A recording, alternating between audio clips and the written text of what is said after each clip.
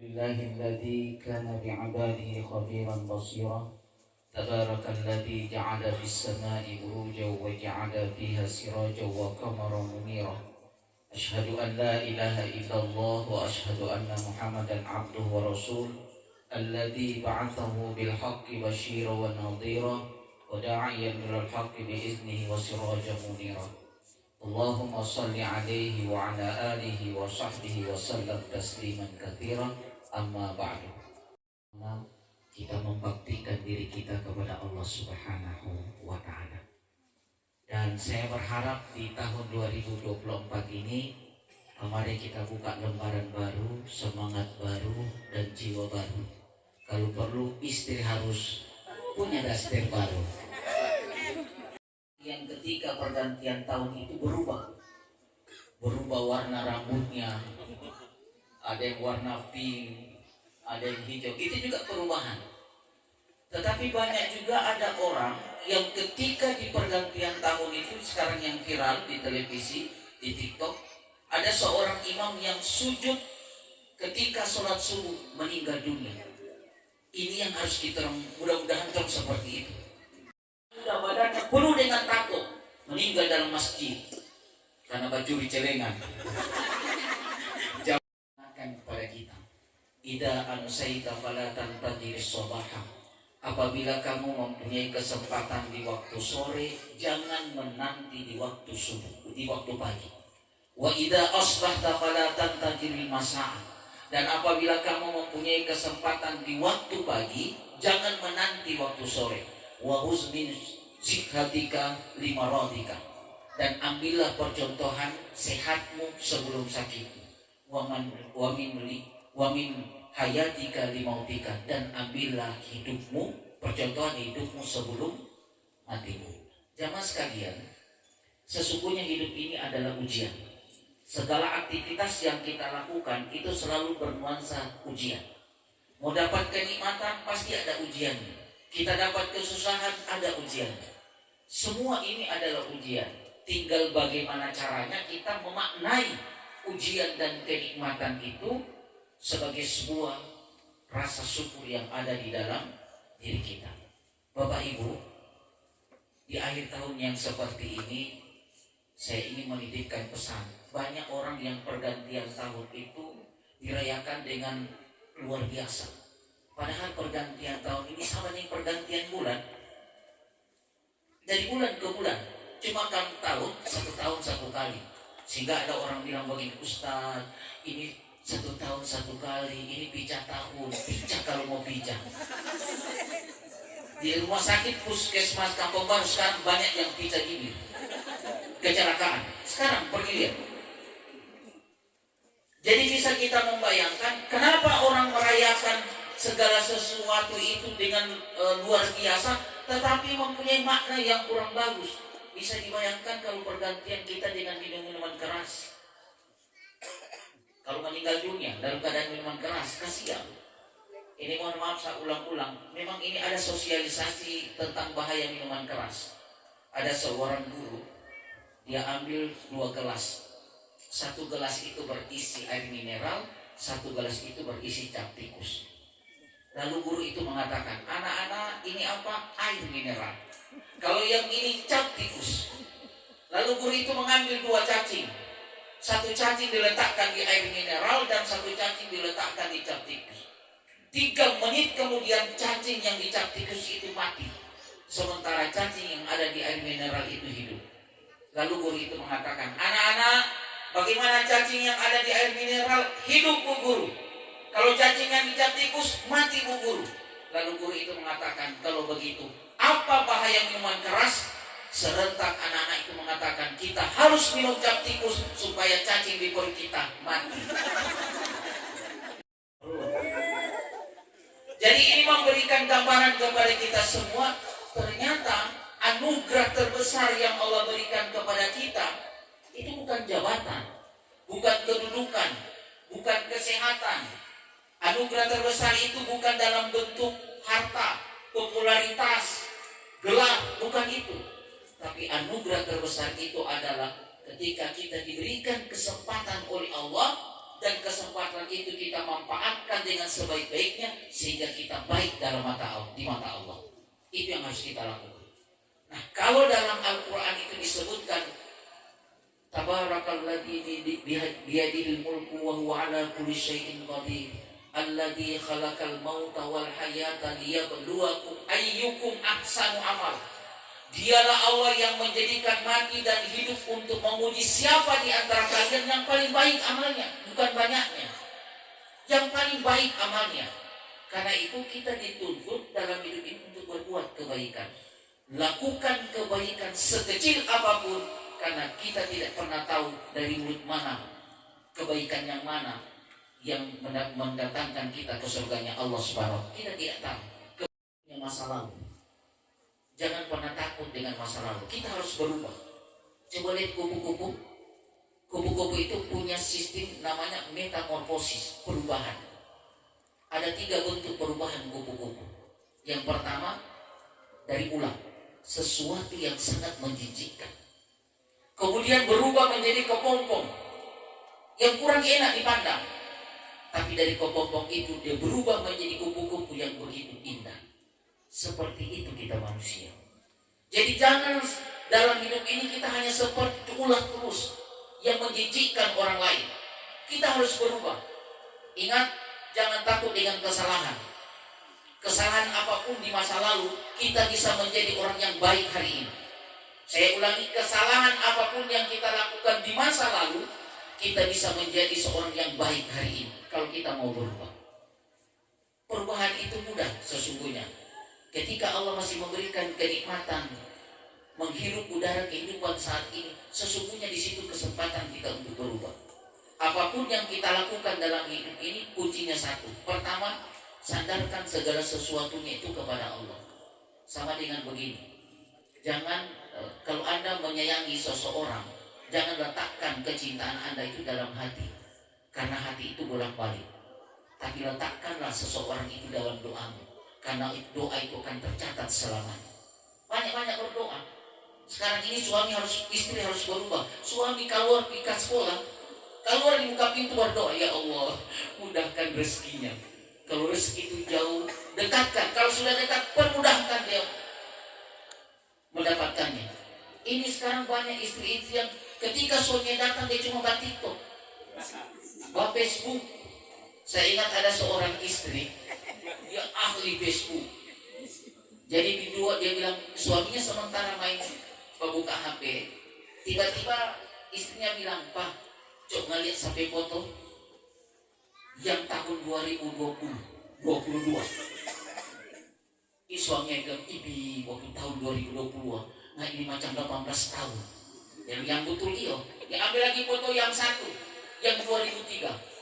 Coba Pak, yang 2003 sampai foto, subhanallah macam usia 20 tahun. Dia bilang kalau yang aslinya, dia bilang dia macam 22 tahun. Dia bilang kalau secara keseluruhan, dia bilang 17 saja. Bukan bertambahnya usia kita, tapi justru berkurangnya umur kita, usia kita. Saya ingin menyampaikan, dulu ketika kita usia 20 tahun, 12 tahun, atau 20 tahun, terus bagaya. Waktu 20 tahun. Ketika usia kita 30 tahun, terus bercahaya. Ketika umur kita 40 tahun, terus mulai bahaya. 50 tahun, terus kadang-kadang jadi buaya. 60 tahun, tekor daya. Apa yang kita mau banggakan dengan umur? Saya ingat ketika Harun Ar-Rasyid datangi, dia punya tukang kebun. Secara usia, orang ini sudah lanjut usia. Tapi ketika ditanya oleh Harun Ar-Rasyid, berapa usiamu? Dia bilang baru 17 tahun. Harun Ar-Rasyid marah. Kenapa Anda mengatakan bahwa usia Anda itu baru 17 tahun? Apa jawab orang tua itu? Memang secara angka usia saya 72 tahun. Tapi baru 17 tahun saya berbakti kepada Allah Subhanahu wa Ta'ala. Sehingga ada seorang kakek ketika melihat ada seorang anak kecil yang menangis, dia tanya, kenapa Anda menangis? Dia bilang, saya menangis karena saya takut api neraka. Apa jawab kakek itu? Tak usah takut, Anda masih kecil, Anda masih anak-anak, belum ada kaitannya dengan api neraka. Apa jawab anak kecil itu? Kakek, Tidakkah kakek mengetahuinya? Ketika kakek akan menyalakan api, yang kakek ambil adalah ranting-ranting kecil. Setelah api itu menyala, baru kakek ambil kayu-kayu yang besar. Bukankah aku ini adalah ranting-ranting kecil? Seorang kakek tadi langsung meneteskan air mata, mendapatkan nasihat dari seorang anak kecil. Oleh karena itu, ketika kita berhadapan dengan orang lain, anggap saja orang itu lebih baik daripada kita. Anggap saja orang itu lebih mulia daripada kita. Jangan menganggap kita yang lebih mulia. Ketika kita berhadapan dengan seorang anak muda, anggap saja anak muda itu lebih baik daripada kita. Kenapa? Karena dengan kemudaan itu dia belum terlalu banyak untuk melakukan kemaksiatan. Ketika kita berhadapan dengan orang yang lebih tua, anggap saja orang itu lebih mulia daripada kita. Kenapa? Karena dia duluan beribadah kepada Allah ketimbang kita. Jadi usia kita yang sekarang ini kita manfaatkan dengan sebaik-baiknya. Saya mohon maaf Bapak dan Ibu sekalian, dengan usia saya yang sudah 56 tahun, memang Allah mulai cabut satu persatu itu nikmat. Nikmat kesehatan, nikmat kekuatan, semua dicabut pelan-pelan oleh Allah Subhanahu wa taala. Nah, apakah kita mau menunggu nanti kita sudah tua sekali baru kita mau beribadah kepada Allah? Kan tidak seperti itu. Justru kesempatan yang ada, kekuatan yang ada ini, itulah yang kita manfaatkan dengan sebaik-baiknya untuk lebih dekat kepada Allah Subhanahu wa taala. Sehingga cucilah mukamu dengan air mata. Jadi ketika terjadi pergantian tahun sebenarnya, kita harus banyak menangis di hadapan Allah Subhanahu wa taala. Merenung, mengevaluasi. Ingat, api di dunia itu hanya bisa dipadamkan dengan air. Tapi api di akhirat hanya bisa dipadamkan dengan air mata. Maka menangislah kita sebanyak-banyaknya. Sehingga Jalaluddin Rumi pernah berucap begini, bunga mawar di taman itu tidak pernah merka sebelum langit meneteskan air matanya. Anak kecil saja tahu bahwa ibu yang merawat dia tidak akan mengalirkan susu ke mulutnya sebelum anak itu menangis lebih dahulu. Karena itu kalau kamu ingin agar sang perawat agung datang kepadamu mengalirkan susu anugerahnya, menangislah kamu kepada Allah sebanyak-banyak. Banyak menangis. Ibu-ibu sekarang banyak menangis. Apalagi kalau gaji belum terima. Jadi tangisan kita sesungguhnya itu keluhan kita kepada Allah Subhanahu wa taala. Jangan kita mengeluhkan kesedihan kita itu di Facebook, orang mau tahu semua.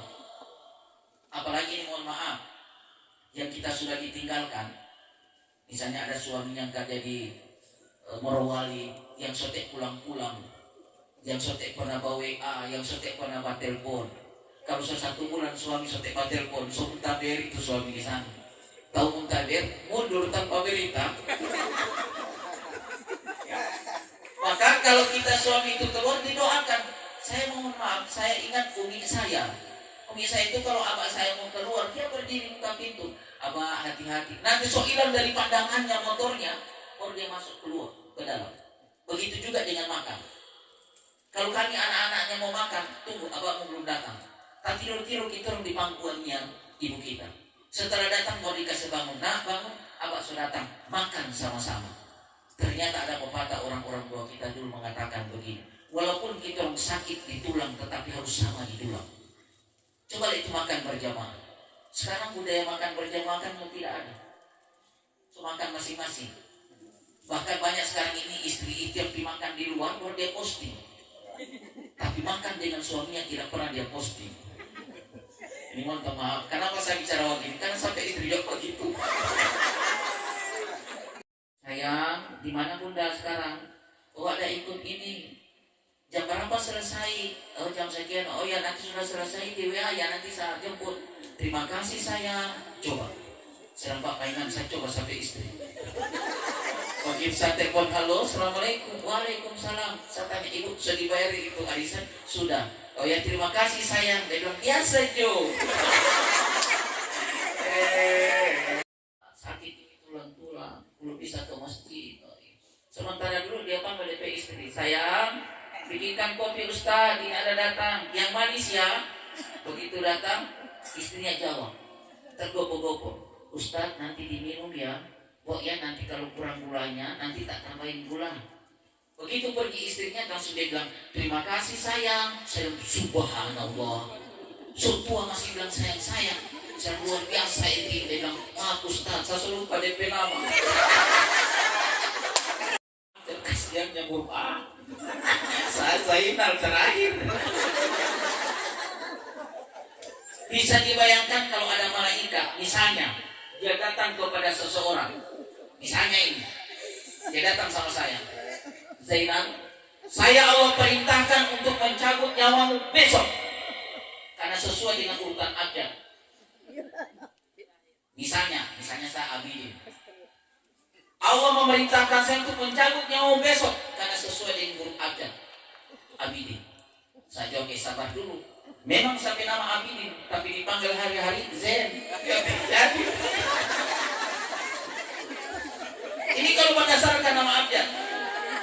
Ini mohon maaf, ada seorang dua anak muda yang bersaudara, namanya Zainal, yang satu Zen. Saya tidak bilang nama orang lain yang orang tersinggung. Tiba-tiba malaikat ini datang sama Zainal. Dia bilang, Zainal, Allah perintahkan saya untuk mencabut namamu besok sesuai dengan daftar urutan. Dia lihat Zainal Abidin nomor urut 1. Sementara DP taman yang biasa-biasa terakhir Zain, huruf terakhir. Apa jawab Zainal Abidin? Dia bilang, malaikat, terus terang saya tahu bahwa saya sudah besok mau meninggal dunia. Tapi karena kau sudah datang bertamu, saya mau layani Anda dulu. Saya ingin berbuat baik. Dia kasih makan itu malaikat. Begitu malaikat makan, tak tidur lantaran kekanyangan. Dia ambil itu catatan, baru dia hapus. Yang Zainal dikasih ke bawah, yang Zain dikasih ke atas. Sampai saat tidur. Kalau begitu karena kebaikanmu, saya jadi cabut dari atas, saya cabut dari bawah.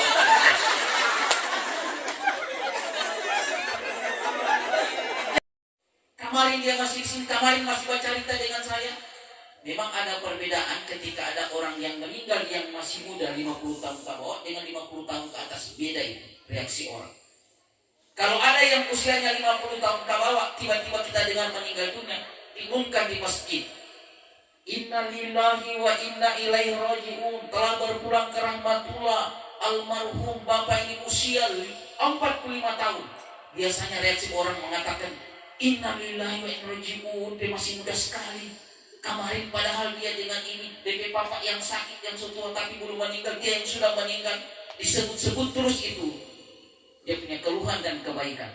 Tapi kalau yang sudah meninggal itu 70 tahun ke atas, diumumkan Inna lillahi wa inna ilaihi raji'un, telah berpulang ke rahmatullah almarhum kakek kita yang tercinta bapak Fulan bin Fulan usia 75 tahun. Orang bilang seboleh. Coba, reaksi orang berbeda. Makanya yang namanya umur ini Bapak dan ajal ini, kita tidak tahu. Sesiap apapun persiapan kita menghadapi hari esok, kita tidak akan tahu di menit keberapa Allah akan mengambil kita.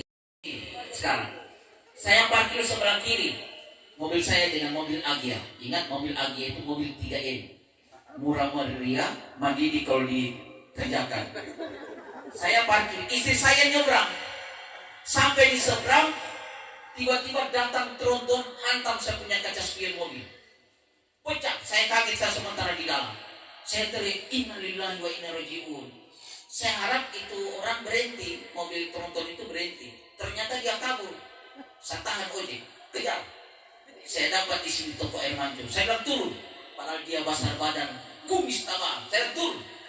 Begitu turun, puncak pasti. Padahal saya kecil. Jadi orang kalau salah pasti jadi kecil. Sampai saya kenal dengan pengacara kita kondang. Ketika dia punya masalah, dia tidak mampu membela dirinya sendiri. Begitu saya kasih turun, saya bilang, Bapak tahu Bapak punya kesalahan? Dia bilang tahu. Kenapa Bapak lari? Dia bilang saya gugup. Saya bilang di mana ini mobil petambat? Dia bilang di sana di Anekaria. Saya bilang kasih tahu yang mobil saya akan ke sana dan saya lapor polisi. Tak kumpul ojek-ojek, load saja Ustaz. Saya bilang jangan. Begitu dia sudah pergi, saya bilang langsung ke sana. Pucat pasti dia. Saya langsung tahan ojek lagi, balik pulang ke sana. Sampai di sana istri saya bilang, dia marah-marah. Begitu marah dia bilang, itu bayar lagi mobilin. Nah perempuan kan begitu. Saya jawab memalintang, saya bilang lebih baik ini kaca spion yang disambar. Kalau nggak yang disambar, saya kawin lagi. Tadi yang sampai istri. Di depan itu pasti ada kebahagiaan. Jadi kalau kita menderita, kita ditimpa ujian, sabar kuncinya. Kenapa? Karena ada rencana Allah yang Dia memberikan kepada kita yang kita tidak tahu. Bapak Ibu, saya mau tanya, biasanya Bapak Ibu pernah makan di warung. Ketika mau makan di warung, tiba-tiba saat mau bayar, Pak, mohon maaf, sudah dibayarkan. Siapa? Ada Bapak yang di sana. Kan ini rezeki. Tidak semua orang punya gaji, tapi semua orang pasti punya rezeki. Tidak semua orang punya gaji, tapi semua orang pasti punya rezeki. Gaji itu dari atasan, rezeki itu dari Allah. Gaji itu setiap bulan, rezeki itu setiap saat. Gaji itu didapat dengan usaha kerja keras, tapi rezeki itu didapat dengan usaha iman dan takwa. Farhan, ini tanggal 11 dia berangkat umroh. Jadi tahu Pak, saya ikut MTQ dari Dewan Hakim, dicabut dua orang yang akan berangkat umroh, dicabut. Habis sampai doa. Bukan kita orang yang dapat itu Imam Masjid Agung dengan Departemen Agama. Apa Ustaz bilang? Ketua MIP doa tek makbul. Memang saya tidak dapat di sini. Begitu pulang, Ustaz posisi di mana? Ada di jalan. Bisa merapat, bisa. Begitu datang, Ustaz bisa berangkat umroh? Coba. Rezeki. Jadi saya takut. Boleh tidak? Saya jawab boleh. Kenapa? Karena dia menyadarkan segala sesuatunya itu kepada Allah, bukan kepada makhluk. Hilang dari rasa takut. Lalu dia tanya, Ustaz, saya ingin mencintai suami orang. Dan suami orang itu juga mencintai saya. Kira-kira ada doa yang dibaca supaya besok istri tak marah sama saya? Ada yang dibaca? Saya bilang ada. Baca apa Ustaz? Saya bilang baca situasi. Jangan di-load. Itu terbatas. Yang kedua, sadari bahwa kematian itu akan datang kepada kita. Jamaah sekalian yang sama dimuliakan oleh Allah Subhanahu wa taala, bagi keluarga yang ditinggalkan tidak ada jalan lain yang harus kita lakukan kecuali dengan bersabar. Kepergian almarhum bukan merupakan kebencian Allah, tapi ini merupakan kasih sayang dari Allah Subhanahu wa taala. Apapun yang kita lakukan hari ini merupakan sebuah pergiliran. Hari ini mungkin keluarga ini yang berduka, besok lagi mungkin di antara kita. Karena itu tidak semata-mata kita kekal di dunia ini. Ada batasnya dan ada akhirnya. Maka jadikan kehidupan ini sebagai sarana kita untuk lebih dekat kepada Allah Subhanahu wa taala. Ingat, sesuatu yang dikejar dia akan lari, tapi sesuatu yang didoakan dia akan datang dengan sendirinya dengan izin Allah. Demikian yang dapat saya sampaikan. Terima kasih. Assalamualaikum warahmatullahi wabarakatuh.